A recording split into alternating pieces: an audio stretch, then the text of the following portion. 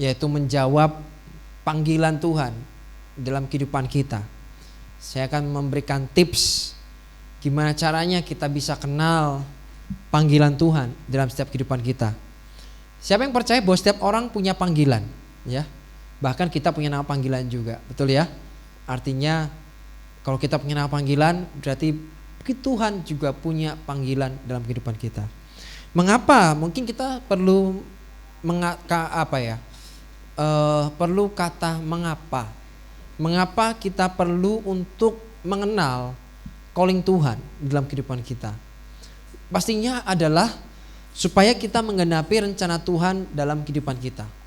Ya, ini penting sekali karena kalau kita nggak kenal rencana Tuhan buat hidup kita seperti apa, ya gimana bisa tergenapi semuanya gitu loh. Contoh, kursi diciptakan tujuannya buat apa? Buat duduk. Sangat spesifik kan? Walaupun ini juga bisa saya naikin sih, buat masang lampu bisa nggak? Ya bisa-bisa aja, tapi tidak sesuai fungsinya. Ya, karena untuk memasang lampu untuk naik ke atas better pakai tangga dong, bukan pakai kursi. Tapi kursi punya fungsi spesifik untuk orang bisa duduk di atasnya. Meja juga ada tujuannya kenapa diciptakan meja, adalah meletakkan barang-barang di atasnya. Walaupun meja bisa digunakan buat hal yang lain, ya. Tapi sebetulnya tujuannya untuk meletakkan benda di atasnya, bisa buat nulis, ya kan? Bisa naruh laptop mungkin, kita bisa kerja di sana, bisa belajar di sana. Tapi bukan untuk dinaikin, dibuat apalagi buat berantem. Aduh jangan, ya. Jadi itu yang bukan alasan kenapa meja diciptakan. Efesus pasal 2 ayat 10, ya. Mari kita buka Efesus pasal 2 ayat 10. Terjemahan baru katakan begini. Karena kita ini buatan Allah, diciptakan dalam Kristus Yesus untuk melakukan pekerjaan baik yang dipersiapkan Allah sebelumnya. Ia mau supaya kita hidup di dalamnya. Jadi ternyata sebelum kita hidup, kita lahir, Tuhan sudah merencanakan bahwa Tuhan itu menyediakan rancangan dulu, baru kita dibentuk. Enggak dibalik, dibentuk dulu baru direncanakan, ya, enggak begitu. Tapi Tuhan itu merencanakan dulu baru kita dibentuk dan dilahirkan. Dan Tuhan mau kita hidup di dalamnya. Dikatakan untuk melakukan pekerjaan yang baik. Ini baik menurut siapa tapi bukan baik menurut manusia. Tapi baik menurut Tuhan. Dan Tuhan mau kita menjawab serta menghidupi panggilan yang Tuhan sudah tetapkan. Tuhan menginginkan kita hidup dalam rencananya. Jadi kalau teman-teman masih sering, biasanya anak muda tuh sering banget compare ya, membanding-bandingkan. Teman-teman please jangan suka membanding-bandingkan hidupmu dengan yang lain. Karena kamu diciptakan Tuhan secara spesifik dan calling Tuhan atas hidupmu berbeda satu dengan yang lainnya. Tidak sama. Tapi kenapa kayaknya dia enak dilahirkan dari keluarga yang kaya. Ya maybe punya privilege lebih, ya. Tapi ingat, dia juga punya tuntutan. Yang kamu belum tentu kamu punya tuntutan yang sama seperti dia. Kadang orang berpikir cuma enaknya. Orang gak berpikir konsekuensinya apa. Nangkep ya? Seringkali kan orang, saya kepingin gini, saya kepingin kayak dia. Tapi kamu tahu gak konsekuensinya apa? Mungkin kamu pengen, saya pengen terkenal. Saya pengen orang semua waktu saya ke mall atau apa, mengenal saya. Kamu pikir dikenal orang enak? Ya kan? Tidak semuanya enak loh. Ya, tidak semuanya enak. Seringkali ketika kamu dikenal orang banyak, orang mulai memperhatikan kamu. Kamu bagaikan hidup dalam akuarium. Pernah merasakan itu enggak? Dia matiin orang, terus kalau kamu sampai buat kesalahan, langsung jadi besar. Ya kan? Kamu pikir enak. Makanya kalau buat sesuatu yang viral, terus kamu dikenal orang banyak, terus seakan-akan enak ya. Belum tentu enak. Yang murah banget jadi lama banget sekarang kan? Ya kita tahu ya. Apa yang katanya murah banget sekarang lama banget, ya kan? Ya gitu. Artinya ketika menjadi perhatian orang banyak, hidupmu jadi tidak lebih mudah. Jadi kadang orang yang belum sampai ke level itu menginginkan hal seperti itu padahal belum tentu panggilannya seperti itu. Nangkep ya?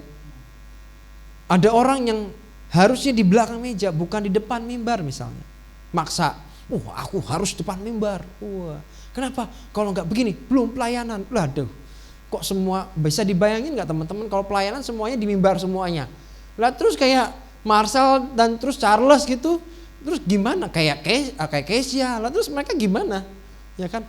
Kalau pelayanan nggak di mimbar bukan pelayanan. Waduh, repot dah. Konsepnya udah keliru. Harusnya kita ini ada di tempatnya, di posisinya masing-masing. Amin. Nggak harus di depan semua. Kayak Bebe, kayak Valen, ya nggak semuanya harus gitu loh. Ya. Jadi kita harus tahu kita ini ditempatkan Tuhan di area yang seperti apa. Dan posisimu make sure pastikan ada di tempat yang tepat. Bukan seperti apa yang kamu mau, tapi yang baik di depan Tuhan itu sebagaimana. Ya, nangkap. Terus kemudian, orang itu rata-rata hidup itu sekitar 70 tahun. Itu kalau nggak dipanggil Tuhan pulang duluan ya. Jadi sekitar 25.550 hari. Lama nggak? Lama nggak itu? Lama, ya. Itu belum dikurangi waktu untuk makan, tidur, kerja, pacaran, traveling, sekolah, belum. Ya. Ada orang yang mungkin menghabiskan waktunya dengan tidak ada gunanya, itu bisa 18 jam, 17 jam, ya kan? Ya. Yang berguna paling cuma waktu sekolah doang, ya kan? Itu pun ya kalau serius. Ya, kalau dolanan, kalau mainan. Ya kalau sekolahnya onsite, susah untuk main itu ya. Ya gimana yang online? Yang gurunya nggak tahu kamu lagi ngapain, ya kan? Bisa aja kan? Bisa. Nah itu waktu sia-sia itu. Teman-teman tahu nggak? Waktu itu singkat loh, ya. Waktu tuh begitu singkat. Saya ini lagi ngerasain waktu kok jalan cepet banget tuh. Ya ampun, dari pagi kerja, tiba-tiba udah aja sampai malam, ya. Kayak waktu jalannya kok gini ya, cepet banget. Ya ampun, aku kayak barusan ngerjain 1, 2, 3 hal, kok ini udah kayak gini lagi. Udah ganti hari lagi, kayak hidup kayak dikejar-kejar waktu. Nah, kalau teman-teman merasa, kok waktuku banyak. Nah, pastikan waktu yang banyak itu dikerjakan, dimanfaatkan yang untuk yang benar. Ya. Karena ada waktunya nanti, waktu yang ngejar kamu nanti. Ya, sementara waktumu masih banyak, gunakan untuk hal yang baik. Sementara belum dikejar waktu. Ya, kalau waktu udah ngejar-ngejar kamu, nah rasain dah. Wah, itu kepala rasanya cenut-cenut ya, cenut-cenut. Mungkin butuhnya self healing gitu ya. Wah, mulai self healingan itu ya. Wah, kayak mulai healingan, butuh healingan. Nah, supaya nggak error aja. Jadi kita nih perlu tahu prioritas ya, mana yang harus dikerjakan, mana yang enggak. Karena saya tadi sudah share bahwa segala sesuatu yang diciptakan sudah pasti memiliki tujuan dan fungsi yang telah ditetapkan. Teman-teman pernah berpikir nggak sih? Pernah nggak mikir untuk apa saya hidup di dunia ini? Pernah mikir nggak? Untuk apa saya lahir di dunia ini? Pernah mikir nggak? Sekali aja. Pernah nggak mikir gitu? Atau ya udahlah, udah hidup, udah terlanjur, ya udah hidup aja gitu loh. Pernah nggak mikir sekali aja? Saya itu lahir buat apa sih? Saya itu hidup buat apa sih? Pernah nggak? Nah, itu bicara soal calling juga sebetulnya.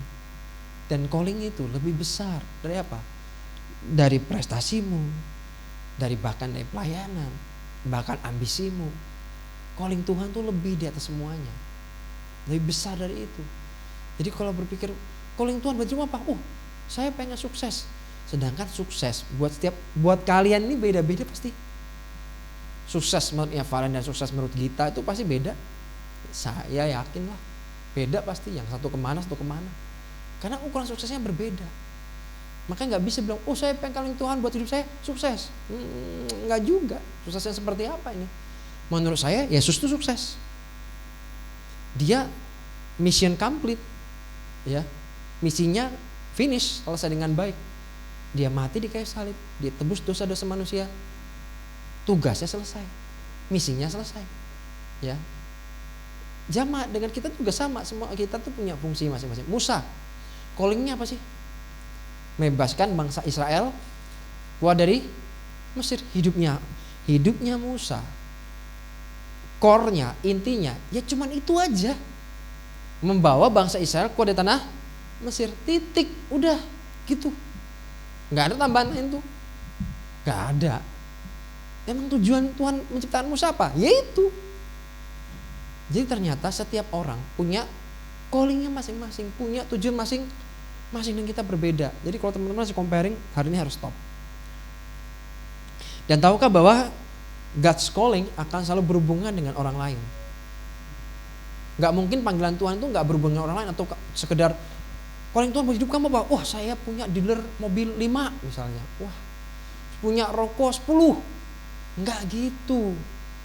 Callingnya Tuhan atau panggilan Tuhan dalam hidup kita selalu berhubungan dengan orang lain. Enggak mungkin mikirin buat fokusnya ke dirimu sendiri, itu enggak mungkin. Ya. Perhatikan deh Musa, terus Yusuf, ya kan? Yusuf tuh panggilan hidupnya apa sih? Memelihara bangsanya. Kalau enggak Yusuf jadi orang nomor 2 di Mesir, ini bangsa mati kelaparan. Itulah kenapa fungsi Yusuf, dia kenapa harus ada. Kenapa dia lahir? Ya tujuannya buat memelihara bangsa yang besar. Kalau enggak mati kelaparan semua. Nangkap sampai sini? Demikian juga kita. Makanya kalau calling Tuhan kita beranggapan bahwa oh saya sukses, punya harta banyak, punya depositonya banyak. Enggak itu ya teman-teman. Bukan itu. Berhubungan dengan orang lain. Nah sekarang saya ingin berikan tips dengan cepat. Bagaimana caranya kita mengetahui calling Tuhan dalam kehidupan kita? Ya. Jadi caranya yang pertama adalah kita ini coba cek apa yang kita miliki. Apa yang kamu miliki? Mulai dari itu. Tuhan itu selalu memulai dari apa yang kamu punya, bukan apa yang kamu gak punya. Sampai sini ya. Jadi jangan mencari apa yang gak punya. Ya. Seringkali orang tuh mencari apa yang saya gak punya ya. Gak gitu. Kayak korban. Tuhan itu gak mungkin meminta sesuatu yang kamu gak punya. Ketika dia meminta sesuatu, artinya Tuhan tahu kamu punya dan kamu miliki. Karena kalau kamu nggak miliki, dia tidak akan pernah minta dari kamu. Nangkep sampai sini? Tuhan itu selalu mulai dari apa yang kamu miliki, kamu punyanya apa. Sama seperti ketika di Keluaran pasal 4 ayat 1-2, ya Keluaran pasal 4 ayat 1-2, ketika itu Musa bingung harus mulai dari mana. Dikatakan lalu saat Musa, bagaimana jika mereka tidak percaya kepadaku dan tidak mendengarkan perkataanku, melainkan berkata, Tuhan tidak menampakkan diri kepadamu. Tuhan berfirman kepadanya, apakah yang di tanganmu itu? Jawab Musa, tongkat. Mulai dari apa yang ada. Adanya apa? Tongkat. Bukankah tongkat itu yang membelah laut? Bukankah tongkat itu gunung batu bisa memancarkan air? Tongkat, ya kan? Jadi apa yang ada? Teman-teman coba cek. Teman-teman punya apa sih? Cara mengerti panggilan Tuhan satunya adalah cek kamu tuh punya apa, yang kamu miliki itu apa. Kemudian cara mengenali panggilan Tuhan dalam hidup kita, caranya bagaimana? Cek talents and gift. Ya, itu bicara soal talenta dan pemberian. Potensinya apa? Apa yang kamu suka, passionnya di mana? Itu bisa nggak membawa kamu pada calling Tuhan? Bisa. Coba cek. Terus juga gift. Tahu nggak gift itu apa? Gift itu pemberian. Contoh, kalau kamu dikasih muka ganteng, wajah ganteng, muka cantik, wajah cantik, itu gift. Itu gift. Dan tolong digunakan dengan bijaksana, dengan benar. Jangan sampai wajah cantik dan wajah ganteng diobral. Ya, buat gebet sana, gebet sini, yang cewek memanfaatin, wah mumpung ya gua cakep, terus supaya cowok-cowok pada datang ngapelin, ngasih hadiah, ya kan, terus jadi tukang ojek gratis, ya kan, diantar kemana-mana, lumayan ada yang traktir gitu kan, enggak gitu caranya, ya. Terus yang mukanya ganteng, lumayan, bisa deketin si cewek A, B, C, D, deketin semuanya, ya kan. Jadi krokodil gitu ya, jadi manusia kroko, manusia buaya. Walaupun sebenarnya lucu juga, buaya itu hewan yang setia aslinya. Saya juga nggak tahu kenapa buaya kok seakan-akan jadi image-nya negatif sekali ya. Padahal itu buaya itu aslinya setia banget, serius, setia dengan pasangannya loh. Buaya itu setia dengan pasangannya. Tapi kalau lucu kenapa buaya darat itu seakan-akan kok gimana gitu ya. Jadi kayak apa aja. Padahal buaya itu aslinya setia sekali dengan pasangan. Itu kata itu ya ahli-ahli ya, bukan kata saya, dan itu memang demikian, memang benar. Tidak gonta-ganti pasangan. Buaya itu aslinya begitu. Makanya kok bingung kok sampai manusia kok buaya gitu. Nah, sampai sini gini. Gift, pemberian Tuhan. Entah wajah ganteng, wajah cantik, atau mungkin kamu diberikan kepandaian, diberikan apa lagi? Pengetahuan lebih, mungkin kamu pinter apa. Tujuannya satu, bukan untuk supaya orang kagum sama kamu. Tapi tujuannya adalah supaya ini sebagai jalur supaya kamu makin dekat dengan panggilan Tuhan. Nangkep ya? Karena ini Tuhan itu gini, untuk mencapai God's calling atau mencapai tujuan Tuhan atau panggilan Tuhan hidup butuh kendaraannya, talentamu, potensimu, pemberian yang dari Tuhan, gift itu adalah kendaraan untuk mencapai panggilan Tuhan dalam hidupmu. Nangkep sampai sini? Jadi kalau bingung, panggilan Tuhan buat hidup saya apa ya? Gak usah ribet-ribet, coba cek di bagian ini dulu. Kalau kamu ngerti, nah ini kendaraannya nih untuk mencapai nih. Saya di tahun 2002, begitu lahir baru, kebetulan untuk saya ngerti panggilan Tuhan dalam hidup saya adalah jadi hamba Tuhan.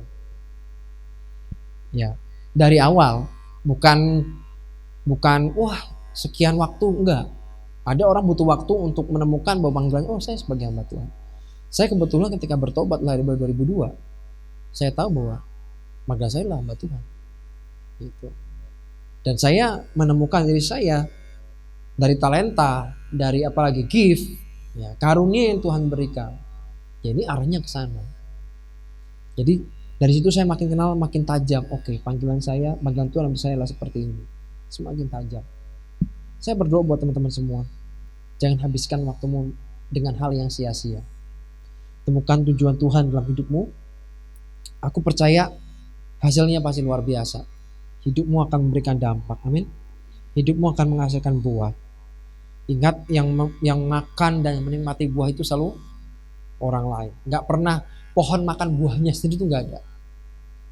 Bisa gitu pohon durian makan durian sendiri gitu, dibelah sendiri gitu, mana ada. Pohon durian tugasnya menghasilkan buah durian, udah gitu doang. Yang makan siapa? Ya orang lain. Bagaimana kalau sepet? Bagaimana kalau gak enak? Ya kan orang lain yang menikmati. Makanya pastikan buahmu itu matang dan manis, sehingga ketika dimakan orang, hidup menjadi berkat buat orang banyak. Ya. Kemudian status sosial. Status sosialmu tuh pemberian bukan? Pemberian. Ya. Coba aku punya pertanyaan. Kalau Musa ya tidak dibesarkan di Mesir, bisa nggak kira-kira dia bisa membawa bangsa Israel keluar dari Mesir? Bisa? I don't think so. Musa itu memang harus jadi tinggal di Mesir. Jadi anaknya Firaun. Kau pikir gampang gitu ketemu Firaun? Firaun, gue pengen ketemu sama lu. Siapa lu? Bisa mati duluan kamu. Iya kan? Kenapa kok Musa bisa? Berkali-kali dia ketemu sama Firaun. Itu bukan perkara mudah. Kalau dia kalau dia orang biasa-biasa, nggak mungkin. Musa terkenal Prince of Egypt, pangeran Mesir. Itu prajuritnya Mesir semua gini hormat sama dia. Ya. Prince of Egypt itu nggak cuma sekedar dia pinter taktik strategi, enggak. Ini orang pinter perang. Gitu. Ini orang pinter. Dididik dalam hikmat Mesir. Orang ini bukan orang sembarangan. Teman-teman mengerti status sosialmu, bahkan kamu lahir dari keluarga seperti apa, bisa jadi membawamu pada panggilan Tuhan dalam hidupmu. Amin. Seperti Musa. Jadi ada nggak sih yang kebetulan? Kenapa gua lahir di keluarga model begini ya? Nggak ada yang kebetulan. Ya, nggak ada yang kebetulan. Jadi kalau kamu merasa bahwa ini kebetulan, kamu salah besar. Berarti kamu nggak ngerti bahwa Tuhan punya rencana buat kamu. Apalagi Firaun zaman itu adalah titisan dewa Mesir. Iya nggak sih? Bayangin mau ketemu titisan dewa sembarangan gitu. Firaun, gue pengen ketemu. Bisa? Enak aja. Mati kamu ntar. Ya. Kemudian lagi contohnya, hidup yang berlimpah. Artinya secara materi kamu berlimpah. Setiap materi yang berlimpah, Tuhan berikan sesuatu yang berlebih. Itu ada purpose, itu ada tujuannya. Bukan untuk dinikmati sendirian. Itu bisa jadi kendaraan nggak untuk mencapai panggilan Tuhan dalam hidup? Bisa nggak? Bisa. Kalau teman-teman ingat, Ada wanita-wanita yang melayani Yesus dikatakan. Melayani Yesus dengan apa? Dengan harta mereka. Memang panggilan Tuhan buat wanita ini adalah melayani Yesus dengan harta mereka. Dengan harta yang mereka miliki. Mereka melayani Tuhan dengan itu. Injil itu perlu diberitakan, butuh uang nggak? Butuh nggak? Butuh. Untuk kabar baik bisa disiarkan. Ya butuh uang. Gereja ini kalau nggak ada uang operasional, bisa nggak listrik nyala? Ayo. Bisa gitu modal doa aja. Oh, kita berdoa supaya listrik nyala? Ya nggak cukup dong. Butuh apa? Butuh uang juga kan? Buat bayar listriknya kan? Nangkep sampai sini? Ya iyalah. Jadi nggak mungkin. Jadi masing-masing kita itu, bahkan kalau kamu diberkati Tuhan dengan keuangan yang melimpah, ada purpose dan tujuan. Jangan-jangan Tuhan punya calling ya dalam hidup kamu. Jadi kalian temukan itu. Terakhir, saya berusaha untuk membantu teman-teman menemukan skill sekarang. Ya, skill itu bicara soal apa? Kemampuan. Skill bisa mendekati, membuat kamu makin dekat dengan panggilanmu. Oh ya bisa. Contohnya siapa? Daud. Pertanyaannya, bagaimana sih awal Daud masuk ke istana Saul? Melalui apa coba? Ada yang tahu melalui apa? Nah, iya betul. Sama-sama kita buka 1 Samuel 16 ayat 23 sekarang. 1 Samuel 16 ayat 23. Bagaimana awal Daud masuk ke istana Saul? Dikatakan begini, dan setiap kali apabila roh yang daripada Allah itu hingga pada Saul, maka Daud mengambil apa? Kecapi dan apa? Memainkannya. Saul merasa lega dan nyaman, dan roh yang jahat itu undur daripadanya. Teman-teman tahu nggak, kemampuan atau kesanggupan yang kita miliki ketika diurapi Tuhan membuat kita makin dekat kepada panggilan Tuhan di dalam kehidupan kita. Jadi skill yang teman-teman punya saat ini, ketika Tuhan mengurapi itu, akan membuat kita makin dekat kepada panggilan Tuhan dalam hidup kita. Awalnya Daud masuk istana seperti itu. Kemudian apa lagi? Ada pertanyaan lagi. Di mana Daud berlatih dan bermain kecapi? When? Kapan? Kapan dia berlatih? Ketika dia mengembalakan dombanya. Berapa banyak? 100, 200. Berapa? Yang cuma 2-3 ekor. Banyak gak? Kagak. Waktunya banyak gak di studio di padang gembala? Banyak. Sama seperti teman-teman yang sekarang mungkin waktunya lagi banyak. Diisi sama apa? Daud latihan kecapi di sana. Dia bermazmur buat Tuhan, dia worship, dia nyembah Tuhan dengan kecapinya. Ketika Saul dihinggapi roh, dikatakan ada roh, dia kayak seperti kerasukan. Ketika Daud memainkan kecapinya, roh jahat itu, dikatakan roh jahat yang dari Allah itu undur daripadanya. Powerful sekali. Kapan latihannya? Yaitu ketika digembala itu, yang waktu yang cuman gembalain 2-3 ekor kambing domba itu, tapi dia lakukan dengan setia. Terus tau gak apa yang dilakukan Daud lagi? Dia ngelatih apa? Dia ngelatih umban. Tahu umban? Umban itu yang diputer-puter isi batu gitu ya. Makanya ketika sebelum menghadapi Goliat, Daud mempersiapkan 5 batu. Dahsyat. Yang dipakai berapa? Hanya 1. Kalau nonton film Hollywood, total 3. Ya, karena waktu dilempar Goliatnya set. Ya. Lempar lagi, set, yang ketiga seperti biasa baru kena jidat. Aslinya ya, Alkitab berkata, sekali umban itu langsung kena jidat, langsung mati. Pertanyaanku, itu kebetulankah? Itu kebetulan nggak? Nggak mungkin. Ini skill, ini hasil latihan. Latihan, dan latihan. Ketika pada saatnya dia ketemu dengan raksasanya, raksasa dalam kehidupan, ketemu giantnya. Setiap kita kan punya raksasa kan. Kalau teman-teman gak terlatih, ya nanti bisa kabur kayak orang Israel, ya, kabur, ketakutan, khawatir. Tapi Daud enggak. Dia datengin tuh Goliat. sekali ngumban langsung mati. Ini orang berlatih. Dari mana skillnya? Ya hasil latihan. Pertanyaan saya hari ini, teman-teman latihan nggak? Nah, ya kan? Melatih skill teman-teman nggak? Kalau kita ngomong passion, kita harus ngomong soal passion sekarang. Passion itu apa sih? Artinya perasaan yang sangat kuat atau semangat yang besar seseorang pada sesuatu. Artinya berani dan rela melakukan apapun untuk mencapai suatu tujuan, bahkan rela untuk menghabiskan tenaga, waktu dan pikiran pada suatu tujuan yang dituju. Kalau teman-teman hati dan pikirannya itu punya passion ke Tuhan, aku percaya teman-teman akan menghabiskan waktu banyak untuk Tuhan. Iya gak sih?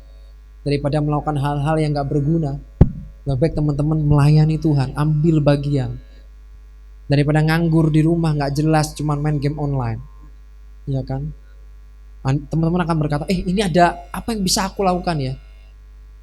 Apa yang bisa aku lakukan? Aku mau melayani bagian apa nih? Teman-teman akan ambil bagian di sana. Teman-teman gak akan asik sendirian. Wah, mumpung aku sendirian gak ada apa-apa gitu ya. Udahlah, bagaimana teman-teman bisa terlatih? Bagaimana teman-teman bisa menemukan panggilan Tuhan? Ingat lo ya, Tuhan pakai orang, bukan lagi nganggur. Coba baca. Gak ada Tuhan tuh memanggil muridnya ketika muridnya lagi nganggur. Gak ada. Semua orang murid Yesus yang ditemui Yesus itu lagi kerja. Ada yang nelayan, ada yang pemungut cukai, tapi mereka gak nganggur. Nangkap sampai sini? Jadi kalau kamu pengen dipanggil Tuhan, menerima panggilan Tuhan, ya jangan nganggur. Gitu. Intinya sih di situ sih.